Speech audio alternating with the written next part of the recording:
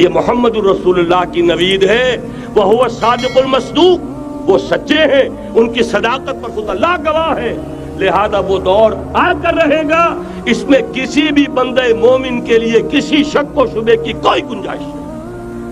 اگلی حدیث اگلی سنیے، اب جب یہ دور آئے گا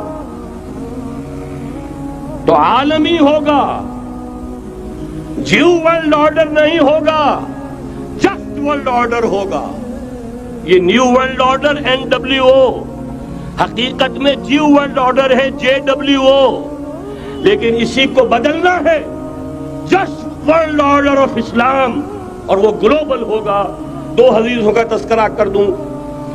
حضرت ثوبان حضور کے ایک آزاد شدہ غلام تھے، وہ روایت کرتے ہیں، مسلم شریف کی روایت ہے، یہ صحیحین میں فرماتے ہیں کہ حضور نے ارشاد فرمایا، ان اللہ زوالی الارض فرأیت مشارقها ومغاربها وَإِنَّ أُمَّتِي سَيَبْلُغُ مُلْكُهَا مَا زُوِيَ لِي مِنْهَا، رواہ مسلم رحمہ اللہ۔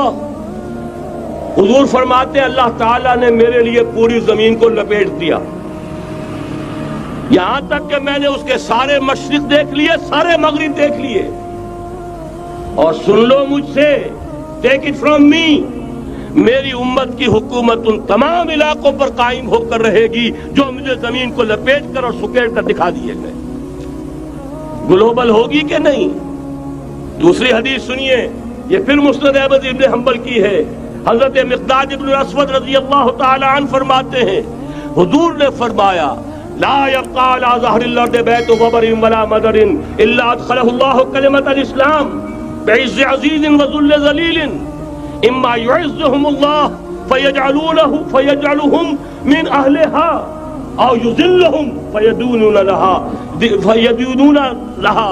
یہ ہے حدیث مسند احمد ابن حنبل کی۔ اور حضرت مقداد فرماتے پھر میں نے کہا اچھا تب تو ہو جائے گی وہی بات، وَيَكُونَ الدِّينُ كُلُّهُ لِلَّهِ، دین کل کا کل اللہ کے لیے ہو جائے گا۔ حدیث کا ترجمہ یہ ہے کہ حضور نے فرمایا، روئے زمین پر نہ کوئی اینٹ گارے کا بنا ہوا گھر رہے گا، نہ کوئی اونٹ کے بالوں کے بنے ہوئے کمبلوں کا خیمہ رہے گا جس میں اللہ تعالیٰ کلمہ اسلام کو داخل نہ کر دے۔ لیکن یہ داخلہ دو طریقے سے ہوگا، بعز عزیز و ذل ذلیل، یا صاحب عزت کے اعزاز کے ساتھ، یا کسی مغلوب کی مغلوبیت کے ساتھ، یعنی یا تو اللہ تعالیٰ ان کا اعزاز فرمائے گا اور وہ کلمہ اسلام کے خود قائل ہو جائیں گے۔ جب گھر والا خیمے والا اسلام لے آئے گا تو اسلام اس کے گھر میں داخل ہوگا، اس کو بھی عزت نصیب ہوگی۔ وَلِلَّهِ الْعِزَّةُ وَلِرَسُولِهِ وَلِلْمُؤْمِنِينَ، عزت و حق ہے اللہ کا، اس کے رسول کا اور اہل ایمان کا۔ اور اگر وہ اسلام قبول نہیں کرے گا تو یؤتُ الْجِزْیَةَ عَنْ یَدٍ وَهُمْ صَاغِرُونَ، چھوٹے ہو کر رہنا پڑے گا، جزیہ دینا ہوگا، اسلام کی بالادستی قبول کرنی ہوگی۔ بتائیے اس کے بعد بھی کوئی شک ہے؟ یہ ہے آسمانی نقشہ۔ یہ اللہ فرما رہے ہیں وَاللَّهُ مُتِمُّ نُورِهِ وَيَأْبَى اللَّهُ إِلَّا يُتِمَّ نُورَهُ لِيُظْهِرَهُ عَلَى الدِّينِ كُلِّهِ وَلَوْ كَرِهَ الْمُشْرِكُونَ۔ یہ اللہ کا فیصلہ ہے۔ ادھر يُرِيدُونَ لِيُطْفِئُوهُ ہے، یہ زمینی نقشہ ہے۔ اب شکل کیا ہے؟ اب میں آپ سے عرض کر دوں کہ ان دونوں کے مابین جو خلا نظر آ رہا ہے، کوئی شخص یقین کے ساتھ نہیں کہہ سکتا کہ اب حالات کا کیا رخ ہوگا، اس لیے کہ ظاہر بات ہے قرآن مجید میں مستقبل کے بارے میں خود حضور سے کہلوایا گیا، وَإِنْ أَدْرِي أَقَرِيبٌ أَمْ بَعِيدٌ مَا تُوعَدُونَ۔ لوگوں مجھے معلوم نہیں ہے کہ جس بات کی تمہیں خبر دی جا رہی ہے وہ قریب آ چکا ہے یا دور ہے۔ وَإِنْ أَدْرِي لَعَلَّهُ فِتْنَةٌ لَكُمْ وَمَتَاعٌ إِلَىٰ حِينٍ، اور میں نہیں جانتا، ہو سکتا ہے اللہ کچھ اور مہلت دے دے تمہیں، اور کچھ اور آزمائش جو ہے اس کے لیے تمہارے لیے کوئی اور مہلت عطا فرما دے، ہو سکتا ہے۔ تو میں بھی کسی دعوے سے نہیں کہہ رہا، لیکن دو امکانات ہیں۔ امکان نمبر ایک کیا ہے؟ ابھی عالم اسلام کا ایک سالڈ بلاک ہے جو یہودی ورلڈ آرڈر کی نگاہوں میں کھٹک رہا ہے، میں کھٹکتا ہوں دل یزداں میں کانٹے کی طرح. اگرچہ ان کی اسٹریٹجی کیا ہے؟ ایک ایک کر کے ان کے حصے بکھرے کر کے تیا پانچا کرو.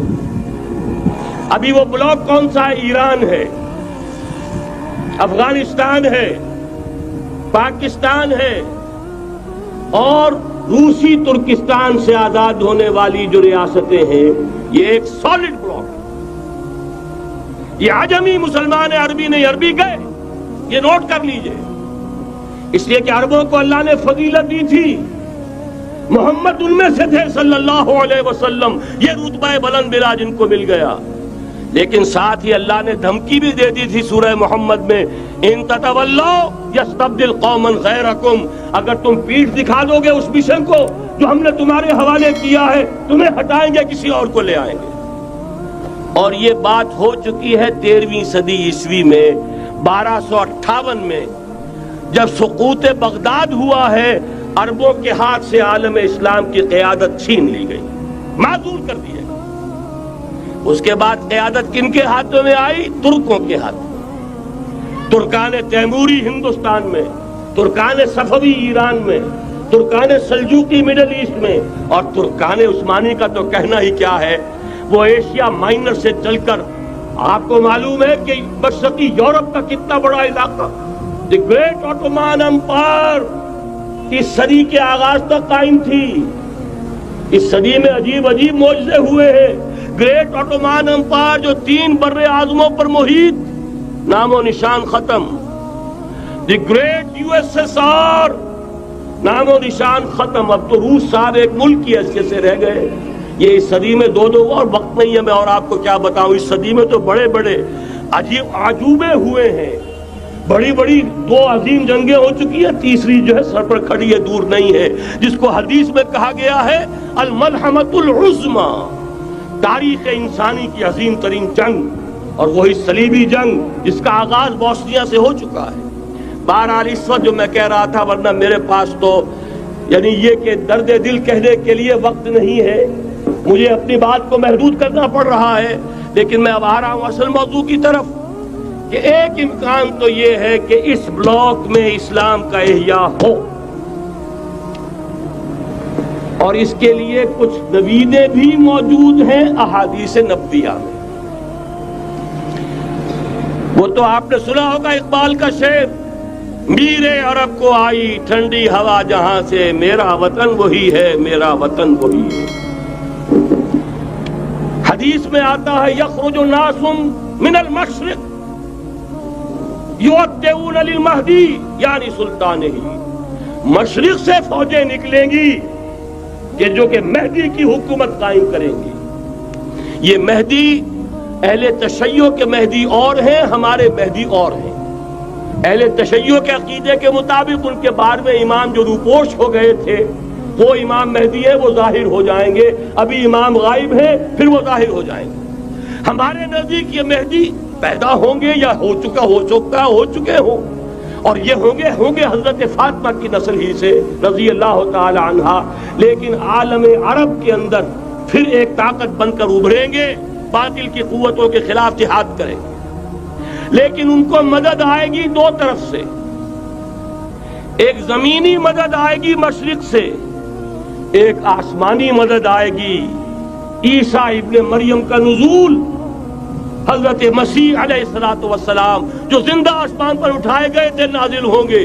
اور در حقیقت ان 2 مددوں کے نتیجے میں پھر یہود کا قلع قمع ہوگا، اور یہی گریٹر اسرائیل ان کا گریٹر گریو یارڈ بن کر رہے گا، عظیم تر قبرستان بن کر رہے گا.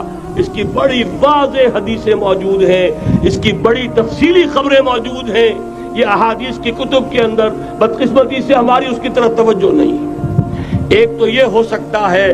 اسی طریقے سے ایک اور حدیث ہے، یخرج من خراسان رایات سود، اور یہ مسلم شریف کی روایت ہے، نوٹ کیجئے گا، نہیں ترمذی شریف کی روایت ہے. یخرج من خراسان رایات سود لا یردها شیء حتی تنصب بإیلیا. اور خراسان حضور کے زمانے میں آج کے افغانستان کا نام تھا. یہ افغانستان میں جو جہاد ہوا ہے غلطیاں ہوئی ہیں اور غلطیوں کا خمیازہ بھگت رہے ہیں. یہ تو اللہ تعالیٰ کی سنت ہے جس میں اللہ نے صحابہ کو بھی ایگزمپٹ نہیں کیا, غلطی کی سزا دی ہے. 35 صحابہ کی غلطی غزوہ احد میں ہوئی, جہاں سے حکم تھا کہ مت ہٹنا, 50 میں سے 35 ہٹ گئے. نتیجہ کیا نکلا؟ فتح شکست میں بدل گئی, 70 صحابہ شہید ہو گئے. اللہ تعالیٰ نے فرمایا وَلَقَدْ صَدَقَكُمُ اللَّهُ وَعْدَهُ إِذْ تَحُسُّونَهُم بِإِذْنِهِ حَتَّىٰ إِذَا فَشِلْتُمْ وَتَنَازَعْتُمْ فِي الْأَمْرِ وَعَصَيْتُم مِّن بَعْدِ مَا أَرَاكُم مَّا تُحِبُّونَ. مسلمانوں, ہم سے گلہ نہیں کر سکتے, ہم نے اپنا وعدہ سچا کر دکھا دیا تھا جبکہ تم انہیں گاجر مولی کی طرح کاٹ رہے تھے, لیکن جب تم ڈھیلے پڑ گئے, تم نے ڈسپلن کو توڑا, تم نے اختلاف کیا تو سزا دیا. تو اگر صحابہ کرام رضوان اللہ تعالی علیہ مجمعین خیر الناس بعد الانبیاء, پوری نوع انسانی کے اندر انبیاء کے بعد بلند ترین انسان, اگر ان کی بھی غلطی کا خمیازہ جو ہے اللہ نے چکھایا, کیوں چکھایا؟ ضروری تھا, آئندہ کے لیے سبق ہو جائے. ایک وَلِيُمَحِّصَ مَا فِي قُلُوبِكُمْ, تاکہ تمہارے دلوں کے اندر اگر کہیں کوئی کھوٹ ہے اور پاک کر دیں ہم. اس لیے بہرحال غلطیاں ہوئی ہیں افغانستان میں. ایک امام کے ساتھ بیعت نہیں تھی, بلکہ بدقسمتی اور بڑھ کر یہ ہے بیعت کر کے توڑ دی. عبد الرسول سیاف صاحب کے ہاتھ پر ہمارے پاکستان کے 7 گروپ جو تھے, انہوں نے عین حرم میں بیٹھ کر بیعت کی اور پاکستان آ کر بیعت توڑ دی. سزا اس کی مل رہی ہے, آپس کی خانہ جنگی یوں ہی نہیں ہو رہی, کوئی سبب ہے.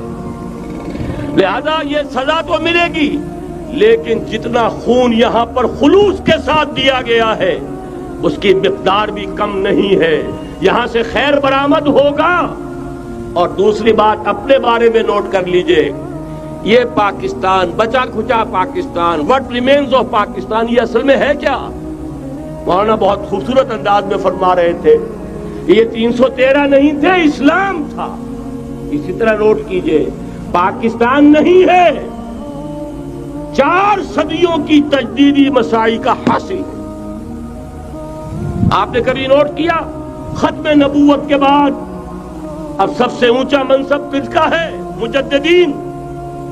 سنن ابی داؤد کی روایت, ان اللہ یبعث فی هذه الامہ علی راس کل 100 عام من یجدد لها دینها. اور نوٹ کیجئے, کوئی بات ہے 1000 برس تک سارے مجدد عالم عرب میں پیدا ہوئے. جیسے ہی دوسرا 1000 سال شروع ہوا, الف ثانی کا مجدد اعظم شیخ احمد سرہندی کہاں تھا؟ صنم خانہ ہند میں حاضر ہوا. میں شیخ مجدد کی لحد پر, وہ خاک کے ہے زیر فلک مطلع انوار, گردن نہ جھکی جس کی جہانگیر کے آگے, جس کے نفس گرم سے ہے گرمی آرار. وہ پھر 12ویں صدی کا مجدد اعظم امام الہند شاہ ولی اللہ دہلوی, 13ویں صدی کا مجدد اعظم سید احمد بریلوی, اس کے خون کا امین اور اس کے ساتھ کے شہداء کے خون کا امین, ان کے جسموں کا امین آپ کا خطہ ہزارہ, آپ کا خطہ سوات, اس میں ان کی جانیں ہیں جو دی گئی ہیں. اور وہ نہایت میں آپ سے عرض کر دوں, دور صحابہ کے بعد اتنا خالص اسلامی جہاد پوری مسلمان تاریخ میں نہیں ملے گا جتنا وہ تحریک شہیدین کا ہے. 14ویں صدی ہجری میں شیخ الہند جیسا مجاہد اعظم کہ انگریز نے گرفتار کر کے قید بھی کیا ہے, تو کہاں ہندوستان میں نہیں, کہاں جزیرہ سائرس, کیا نام تھا, مالٹا, جزیرہ مالٹا بحر روم میں. اقبال کے نفس سے ہے لالے کی آگ تیز, ایسے غزل سرا کو چمن سے نکال دو. کہیں ہندوستان کی کسی جیل میں ہوا تو شاید اس کے نفس کی گرمی ہی سے کوئی حرارت پیدا ہو جائے. اور اسی صدی میں 14ویں صدی ہجری میں اقبال جیسا مفکر, اسی 14ویں صدی ہجری میں مودودی جیسا مصنف, اسی 14ویں صدی ہجری میں مولانا الیاس جیسا مبلغ رحمہم اللہ، عظیم شخصیتیں آج پورے عالم اسلام میں آپ کو تبلیغی دوست ملیں گے۔ یہ کہاں سے شروع ہوئی تحریک؟ دہلی کی ایک چھوٹی سی مسجد سے، وہ مسجد بنگلے والی اب تو بڑی عالیشان ہو گئی ہے، جب وہاں شروع ہوا تھا کام بڑی چھوٹی سی مسجد۔ یہ سارے کام یہاں کیوں ہوئے؟ پورا عالم اسلام آزاد ہوا، کہیں نعرہ اسلام کا نہیں لگا، کہیں عرب قومیت پر، کہیں کسی اور عصبیت پر تحریکیں چلی ہیں، صرف تحریک پاکستان تھی کہ پاکستان کا مطلب کیا؟ لا الہ الا اللہ۔ کوئی سبب ہے کہ یہاں قرارداد مقاصد پاس ہوئی، حاکمیت اللہ کی ہے، کہ اکبر نام لیتا ہے خدا کا اس زمانے میں۔ یہ سارا ماضی سامنے رکھیے اور حضور کی دی ہوئی پیشین گوئیوں کا مستقبل سامنے رکھیے، ان دونوں سے ثابت ہوتا ہے اس خطہ ارضی سے کچھ ہونا ہے۔ اگرچہ بھٹکے ہوئے ہیں لیکن کبھی بھولی ہوئی منزل بھی یاد آتی ہے راہی کو، اور بھٹکے ہوئے آہو کو پھر سوئے حرم لے چل۔ اس کی ضرورت ہے مسلمان کو پھر اس کا مقصد یاد دلایا جائے۔ پاکستان اس لیے نہیں بنایا گیا تھا کہ ہمارے ہاں ٹاٹے اور برلے نہیں تھے تو ہمارے پاس اس کے بھی باپ وجود میں آ جائیں، اس لیے تو نہیں بنایا گیا تھا۔ پاکستان اس لیے نہیں بنایا گیا تھا کہ جاگیرداروں کی جاگیرداریاں محفوظ ہو جائیں، پاکستان اس لیے تو نہیں بنایا گیا تھا۔ اور یہ کہ نمازیں اور مسجدیں تعمیر ہو جائیں، مسجدیں تو امریکہ میں تعمیر ہو رہی ہیں، عالی شان سے عالی شان، اس لیے پاکستان نہیں بنا تھا۔ آج بھی مسلمان، میں معذرت سے عرض کر رہا ہوں مولانا سے، آج بھی بھارتی مسلمان کی ایوریج نمازی ہونے کے اعتبار سے پاکستانی مسلمان سے کہیں بہتر۔ آج بھی برقع نظر آ جائے گا تو ہندوستان میں نظر آ جائے گا۔ میں نے اپنی آنکھوں سے دیکھا چند سال پہلے، جب مکہ مسجد حیدرآباد دکن میں 3 دن مسلسل میری تقریریں ہوئی ہیں، 10,000 مرد اور 5,000 خواتین، اور ان میں سے کوئی بغیر برقعے کے نہیں تھی۔ ایک سیلاب نظر آ رہا تھا برقعوں کا کہ جب جلسہ ختم ہوا ہے رات کے 12 بجے 3 دن تک متواتر۔ یہاں کہاں نظر آئے گا برقع آپ کو؟ یہاں تو جس کے پاس 2 پیسے ہو گئے اس نے سب سے پہلے برقع اتار کے پھینک دیا۔ معلوم اچھی طرح سمجھ لیجئے، یہ چیزیں تو وہاں زیادہ ہیں یہاں کی نسبت۔ اصل ضرورت تھی کہ یہاں اس نظام کو قائم کیا جائے، وہ نظام عدل اجتماعی، وہ جس میں حریت ہو، جس میں عام آدمی بھی خلیفہ وقت کو ٹوک سکے۔ یہ کرتا کیسے بن گیا؟ ایک خاتون بھی کھڑی ہو کر دامن پکڑ لے، عمر تمہیں کیا حق ہے کہ ہمارے مہر کے اوپر پابندی لگا رہے ہو، جبکہ اللہ نے نہیں لگائی۔ اللہ قرآن میں قنطارہ کا لفظ استعمال کر رہا ہے۔ ڈھیروں سونا دے دے کوئی شخص اپنی بیوی کو مہر کے اندر، طلاق دیتے وقت اس میں سے کچھ نہیں لے سکتا۔ آپ کون ہوتے ہمارے حق کے اوپر پابندی لگانے والے؟ اور عمر نے کہا، آج ایک بڑھیا نے وہ اب عمر کو دین سکھایا، آرڈیننس واپس۔ حضرت سعد بن ابی وقاص رضی اللہ تعالی عنہ جو فاتح ایران تھے، وہ گورنر ایسے ہی نہیں بن گئے تھے ریوڑیاں بٹی ہو اور گورنر ہی مل گئی ہو، وہ تو خود فاتح تھے ایران کے، اس لیے گورنر تھے۔ صرف ایک پرچہ پہنچا ہے بارگاہ خلافت میں، حضرت عمر فاروق کے پاس انفارمیشن آئی، سعد نے اپنے گھر کے باہر ڈیوڑی بنا لی ہے اور ایک دربان کھڑا کر دیا ہے، حضرت بلال کو بھیجا ہے رقعہ دے کر، اور یہ حکم تھا کہ بلال پہلے تو جاتے ہی ڈیوڑی میں آگ لگا دینا، پھر یہ رقعہ دینا میرا۔ اور رقعے میں لکھا ہوا تھا، ہے سعد، لوگوں کو ان کی ماں نے آزاد جانا تھا، تم نے انہیں اپنا غلام کب سے بنا لیا ہے؟ یہ دربان کھڑے کر دیے اپنے آگے۔ وہ حریت، وہ مساوات کہ جا رہا ہو خلیفہ وقت اور چارج لینے جا رہا ہے بیت المقدس کا، کوئی ذاتی علاج کے لیے نہیں جا رہا، سیر و سیاحت کے لیے نہیں جا رہا، چارج لینے کے لیے بالکل سرکاری وزٹ ہے، آفیشل وزٹ ہے، اسٹیٹ وزٹ ہے۔ اور حال کیا ہے؟ 700 میل کا فاصلہ طے کرنا اور ایک اونٹنی، کوئی انٹوریج نہیں، کوئی خدم و حشم نہیں، کوئی جمبو جٹ بھرے ہوئے نہیں، کچھ نہیں، ایک اونٹنی، ایک خادم۔ اس ایک اونٹنی پر چونکہ راستے کا راشن بھی ہے لہذا 2 آدمی نہیں بیٹھ سکتے، ایک بیٹھ سکتا ہے۔ ایک منزل، خلیفہ وقت بیٹھا ہوا ہے اوپر، اور خادم نکیل پکڑ کر چل رہا ہے. اگلی منزل خادم اوپر بیٹھا ہے اور خلیفہ وقت عمر بن الخطاب رضی اللہ تعالی عنہ اور وہ آگے آگے نکیل پکڑ کر چل رہے ہیں. یہ نظام چاہیے آج نوع انسانی کو. اس کے انتظار میں، اس کی تلاش میں نوع انسانی نے کتنے تجربے کر لیے، کیسی چھلانگیں لگائیں، ملوکیت ختم کی، آسمان سے گرا کھجور میں اٹکا، جمہوریت آئی نام نہاد، لیکن وہ سرمایہ دارانہ نظام بن کر آگے سے بڑھ کر لعنت بن گئی. پہلے جاگیردار مسلط تھا، اب سرمایہ دار اور کارخانے دار مسلط ہو گیا. اس سے نکلنے کے لیے زور لگایا، کمیونزم کی طرف گئے، چھلانگ لگائی، اب ایک پارٹی ڈکٹیٹر بن کر بیٹھ گئی. انسان رست از یک بنتا افتاد در بندے دیگر، ایک چیز سے غلامی سے نجات پاتا ہے، دوسری میں پھنس جاتا ہے. اور کیوں؟ کہ وہ نظام عدل اجتماعی جو محمد عربی کو دے کر بھیجا گیا تھا، اس کے کسٹوڈین سوئے ہوئے، اس کے کسٹوڈینز کو اندازہ ہی نہیں. یہ نسخہ تو ہمارے پاس تھا، ہمیں عمل کرنا تھا اور دنیا کے سامنے پیش کرنا تھا.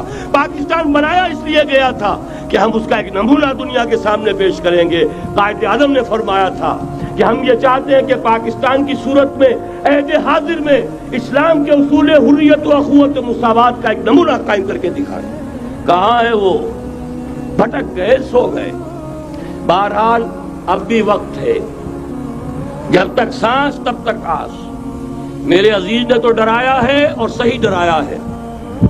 اللہ تعالیٰ نے 25 برس انتظار کیا تھا.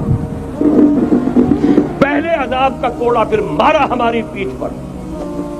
وَلَنُذِيقَنَّهُم مِّنَ الْعَذَابِ الْأَدْنَىٰ دُونَ الْعَذَابِ الْأَكْبَرِ، بڑے عذاب سے پہلے چھوٹا عذاب کا مزہ چکھائیں گے.